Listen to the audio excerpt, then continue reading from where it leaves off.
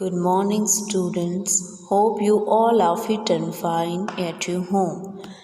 First of all, we will take pledge. I, Rajandeep Kaur, commit to be vigilant and bear in mind at all times the risk to myself and my colleagues from COVID-19. I promise to take all necessary precautions that prevent the spread of deadly virus. I promise to follow and encourage others to follow the key COVID appropriate behaviors. To always wear a mask or face cover, especially when in public places, to maintain a minimum distance of 6 feet from others, to wash my hands frequently and thoroughly with soap and water. Together, we will win this fight against COVID-19. प्यारे विद्यार्थियों, आज हम हमारी पहली कविता कबीर दास जी द्वारा लिखी गई साखी के बारे में पढ़ेंगे। पहले कवि परिचय पढ़ेंगे कबीर दास जी का।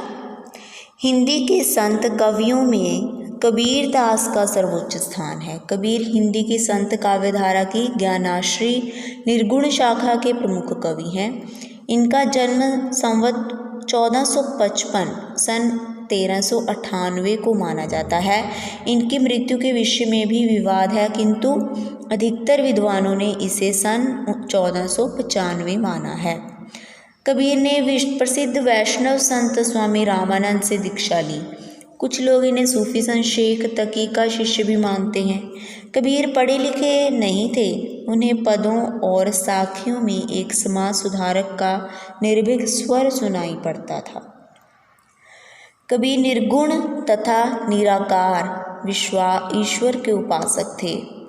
इसलिए इन्होंने मूर्ति पूजा, कर्मकांड तथा बाहरी आडंबरों का खुलकर विरोध किया है। मतलब वो मूर्तियों की पूजा में विश्वास नहीं रखते थे। वो कहते थे भगवान निराकार हैं, उनका कोई आकार नहीं है। इन्होंने हिंदू मुस्लिम एकता का नारा भी बुलंद किया तथा दोनों ही संप्रदायों में व्याप्त रूढ़ियों तथा धार्मिक कुरीतियों के विरुद्ध आवाज़ उठाई तथा राम रहीम की एकता में विश्वास पैदा करने का बीड़ा उठाया। कबीर की वाणी का संग्रह बीजक नाम से प्रसिद्ध है। इसके 3 भाग हैं, साखी, शब्द और मैनी। संकलित साखियों दोहों में कबीर ने हमें विभिन्न प्रकार की सीख दी है। इनकी भाषा को सधुकड़ी या पंचमेल खिचड़ी भाषा कहा जाता है। बेटा भाषा याद रख लीजिए कि इन्होंने कौन सी यूज़ की है, बिकॉज़ ये चीज़ें आपके आंसर में, क्वेश्चन आंसर में इंक्लूड होती हैं। देखिए बच्चों, ये सारे जो 5 आपके पास दोहे हैं, दोहों के रूप में लिखा है। दोहे होता है जब 2 लाइन्स में ही कवि एक पूरा टॉपिक क्लियर कर दे, मतलब पूरी बात बोल दे सिर्फ 2 लाइनों में। देखिए साखी का पहला भाग, गुरु गोबिंद दोहु खड़े काके लागू पाए, बलिहारी गुरु आपनो जिन गोबिंद दियो बताए। गुरु गोबिंद, गोबिंद भगवान, ठीक है। गुरु भी एक साइड खड़े हैं और एक साइड भगवान जी खड़े हैं। दो मतलब दोनों खड़े हैं। काके लागू पाए, काके मतलब किसके, मैं पाए लागू पैर छूं, ठीक है, किसको पहले मैं नमस्कार करूं। बलिहारी गुरु आपनो, मैं तो अपने, बलिहारी होता है कुर्बान जाना, अपने गुरु के बलिहारी जाता हूँ, गुरु के कुर्बान जाता हूँ। जिन्होंने गोविंद दियो बताए, मतलब गोविंद के बारे में मुझे बताया। भगवान के बारे में किसने बताया? गुरु ने बताया। इसीलिए कौन महान हुए? गुरु, ठीक है। इस प्रकार हम इसकी व्याख्या पढ़ेंगे। हिंदी साहित्य के निर्गुणवादी जो कवि हैं, कबीर द्वारा रचित इस दोहे में गुरु एवं भगवान दोनों की तुलना करके गुरु के स्थान को ईश्वर से अधिक बड़ा बताया गया है। कबीर दास जी कहते हैं कि मेरे समक्ष गुरु और भगवान दोनों खड़े हैं। मेरे सामने उलझन यह है कि इन दोनों में से मैं किसके चरण स्पर्श पहले करूं। कवि स्वयं ही इस प्रश्न का उत्तर देते हुए कहते हैं कि मुझे पहले गुरु के चरणों में ही अपना शीश झुकाना चाहिए, क्योंकि गुरु ने ही मुझे ईश्वर तक पहुंचने का मार्ग बताया है। भाव यह है कि गुरु की कृपा से हम भगवान तक पहुंचते हैं, इसलिए गुरु का स्थान ईश्वर से भी ऊंचा है। सेकंड, जब मैं था तब हरि नहीं, अब हरि हैं मैं नाही। प्रेम गली अति सांकरी, तामे दोन समाही। जब मैं था मतलब अहंकार था, तब हरि नहीं थे, तब हृदय में भगवान नहीं थे। अब हरि हैं, अब मेरे हृदय में भगवान हैं, अहंकार नहीं है, मैं नाही है। प्रेम गली, जो हमारे अंदर प्यार बसा है, प्यार हमारे अंदर दिल में जो रहता है, अति सांकरी, उसकी गली बहुत तंग है, सांकरी है। तामे, उसमें दोनों समाही, दोनों नहीं समा सकते। मतलब या तो अहंकार रहेगा या भगवान। जहाँ अहंकार होता है वहाँ भगवान नहीं रह सकते। ठीक है, इसमें संत कबीरदास जी कहते हैं कि जब तक मनुष्य में अहंकार की भावना होती है तब तक उसे ईश्वर का साक्षात्कार नहीं होता। ईश्वर का वास वहाँ होता है जहाँ मैं नहीं होता, अहंकार नहीं होता। अहंकार और भगवान दोनों एक साथ नहीं रह सकते। कबीर कहते हैं कि प्रेम की गली बहुत तंग है, उसमें अहंकार और भगवान दोनों रह ही नहीं सकते इकट्ठे। भाव यह भी है कि अहंकारी व्यक्ति कभी भगवान को नहीं पा सकता, है ना। नेक्स्ट, कांकर पाथर जोरी के, मस्जिद लई बनाए, ता चढ़े मुल्ला बांग दे, क्या बहरा हुआ खुदाए। जैसा आप सभी जानते हो, मुस्लिम धर्म में क्या होता है, मस्जिद में आपने सुबह सुबह जब वो नमाज शुरू करते हैं, अल्लाहू अकबर जैसे संबोधित करते हैं बड़ी ज़ोर की आवाज़ से, है ना। उसके बारे में कबीरदास जी क्या कह रहे हैं, कांकर, कांकर मतलब पत्थर, ठीक है। कांकर मतलब बजरी जैसे होते हैं, जो बजरी पाथर जोड़ के, बजरी से पत्थर से उनको जोड़कर मस्जिद लई बनाए, मस्जिद तो बना ली। ता चढ़े मुल्ला बांग दे, जिस पर चढ़कर मुल्ला, जैसे पुजारी होते हैं मंदिर में वैसे मुल्ला होता है इन मस्जिद में, वो बांग दे रहा है। क्या बहरा हुआ खुदा है, क्या खुदा बहरा हो गया है, उसे सुनाई नहीं देता।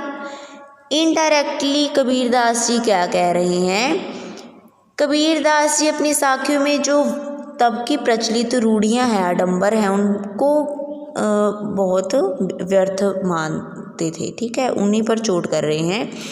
इस साखी में कवि मुसलमानों के खुदा को याद करने या पुकारने का ढंग, उस पर व्यंग्य कर रहे हैं। वे कहते हैं कि कंकड़ पत्थर जोड़कर मस्जिद का निर्माण तो कर लिया गया, जिस पर चढ़कर मुल्ला बांग देता है, अजान की आवाज़ देता है। कबीरदास जी प्रश्न पूछते हैं कि क्या खुदा बहरा हो गया है, जिसके स्मरण के लिए इतनी ज़ोर ज़ोर से चिल्लाना ज़रूरी है।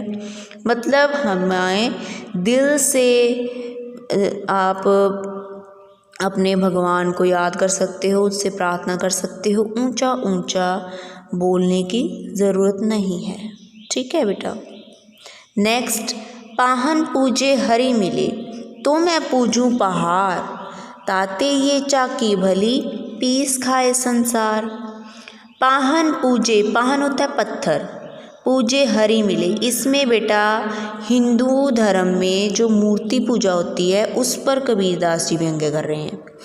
पाहन पूजे हरि मिले मतलब अगर हरि भगवान पाहन पूजने से मिलता है, पत्थर पूजने से मिलता है, तो मैं पूजूं पहाड़, तो मैं ये छोटा सा पत्थर क्यों पूजूं, मैं तो पहाड़ पूजूंगा। ताते ये चाकी भली, ताते मतलब उससे, मूर्तियों से, भगवान की मूर्तियों से क्या भला है, चाकी बेटर है। चाकी होता है आटे की चक्की, ठीक है, वो भी पत्थर से बनी है, उस मूर्ति वाले पत्थर से अच्छी है चक्की, आटे की चक्की। पीस खाए संसार, जिसमें संसार दुनिया लोग आटा पीस कर अपना पेट भरते हैं, मतलब वो चक्की हमारी भूख शांत करती है, ठीक है। इस दोहे में संत कबीरदास जी हिंदुओं की मूर्ति पूजा पर व्यंग करते हुए कहते हैं कि यदि पत्थर पूजने से भगवान मिल जाएं तो मैं किसी छोटे मोटे पत्थर को नहीं बल्कि पूरे पहाड़ की पूजा करूं। कबीर कहते हैं कि पत्थर की बनी उस मूर्ति से तो यह चक्की ही अच्छी है, क्योंकि इसके द्वारा पीसे गए अनाज से लोगों का पेट भरता है। नेक्स्ट, सास संबंध की मस्करों लेखनी सब बन राय, सब धरती कागद करो हरिगुण लिखा न जाए। सात संबंध मतलब जितने भी सागर हैं पूरी धरती के, सात समुंदर कहते थे पहले बेटा कि सात समुंदर हैं, जितने भी ओशंस है, जितना भी पानी धरती पर है, मस करो, मस होता है इंक, स्याही, उनको इंक मान लो। लेखनी सब बन रहा है, लेखनी होता कलम, क्योंकि पहले लकड़ी की कलम से ही लिखा जाता था। लेखनी सब बन रहा है, बन रहा होते जंगल, जंगल में जितने पेड़ पौधे हैं उनकी कलम बना लो, उनकी पेन बना लो, मतलब उस चीज़ को आप एज अ पेन यूज़ करो और एज अ इंक यूज़ करो महासागरों की जितना भी पानी है। सब धरती कागज करो, सारी धरती को कागज़ मान लो, कागज करो, कागज मतलब कागज़ पेपर। हरि गुण लिखा न जाए, बट तब भी उसके बावजूद भी हम भगवान की प्रशंसा नहीं लिख सकते, मतलब भगवान इतने ज़्यादा गुणों से भरे हुए हैं। ठीक है, I am repeating it again. भगवान के गुण अनंत है, उनका वर्णन नहीं किया जा सकता, यही भाव है इस दोहे का। यही भाव व्यक्त करते हुए कबीरदास जी कहते हैं कि भगवान के अनंत गुणों का बखान नहीं किया जा सकता, उन्हें संपूर्ण रूप से लिखकर कभी प्रकट ही नहीं किया जा सकता।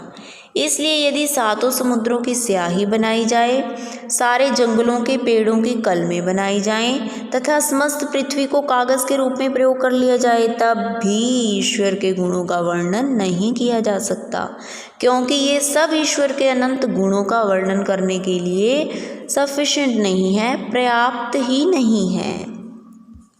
Hope you have understood this point बेटा।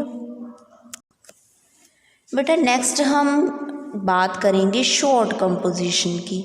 आपके सिलेबस में ये बहुत ही इम्पॉर्टेंट है, ये फाइनल टर्म में 15 मार्क्स का आता है। ठीक है, अब जब आपके एग्ज़ाम होंगे अब की बार, ठीक है, उसमें भी मैंने ये क्वेश्चन डाला है, उसके सिलेबस में भी है ये। इसमें आपने क्या करना है बेटा, आपने बहुत ही अच्छा एक ऐसे की तरह राइटिंग लिखना है, बट डोंट यूज़ हेडिंग्स बिल्कुल ना हो उसमें। जैसे अपने स्कूल की तरफ से की गई ट्रैकिंग यात्रा का वर्णन कीजिए, आप इसमें आराम से बहुत अच्छा विषय लिख सकते हो। ठीक है, बट आपने जिन बातों का ध्यान रखना है उसके लिए स्पेशल मतलब उसकी स्टार्टिंग हो, इंट्रोडक्शन हो, ठीक है, और बीच में बट आपने हेडिंग नहीं बनानी इंट्रोडक्शन, नो, आपने सिर्फ शुरू करना है, पैराग्राफ में ही लिखने हैं आपने ये, डोंट यूज़ हेडिंग्स। आपकी अच्छी स्टार्टिंग हो, इंट्रो हो, ठीक है, जिसमें आपकी 5-6 लाइनें कवर हो जाएंगी। उसके बाद आपका जो मेन थीम है वो लिखना है, जो विषय के बारे में, और एंड में आप जैसे ऐसे में कंक्लूज़न लिखते हो, एंड वाला पैरा होता है जो वो आपका अच्छा कंक्लूज़न हो। और हेडिंग नहीं बनानी, ना ही इंट्रोडक्शन, ना ही कंक्लूज़न, ऐसे कुछ नहीं लिखना, सिर्फ आपने पैराग्राफ लिखना है। ठीक है, ये इम्पॉर्टेंट है। इसमें आप कैसे, वैसे तो आपको ऐसे लिखना आता है, you have practice already, you have practised it, but आपने इसमें से जैसे आपकी ग्रामर की बुक है, इसमें सॉल्व्ड क्वेश्चन पेपर दिया हुआ है, यू कैन रीड इट। ठीक है, ये टॉपिक्स आप रीड कर लीजिएगा सो दैट आपको पता चल जाए, और इनमें चॉइस होती है, ठीक है, कि आप इन 5 में से या 4 में से जितने भी वहाँ ऑप्शंस दी होंगी, एक आपने बेटर, जो आप सबसे बेटर लिख सकते हो वो टॉपिक यहाँ से पिक करना है और उसके ऊपर आपने लिखना है। 250 वर्ड्स का है या फिर 150 का होगा या 200 का होगा, दैट इज़ जो आपका क्वेश्चन पेपर है उस पे भी मतलब उसकी चीज़ पर उस पर मैटर करता है। जितने भी वर्ड्स का होगा आप उतने का लिखिए। अब मतलब बिल्कुल मत काउंट करने लग जियो। सिर्फ जैसे अगर 150 वर्ड्स का है तो 1.5-2 पेज बहुत है, 250 वर्ड्स का है तो 3-4 पेज कवर हो जाएंगे। ठीक है, इस हिसाब से आपने रीडिंग प्रैक्टिस करनी है और रिटन प्रैक्टिस करनी है। Hope you all have understood. Take care, bye bye.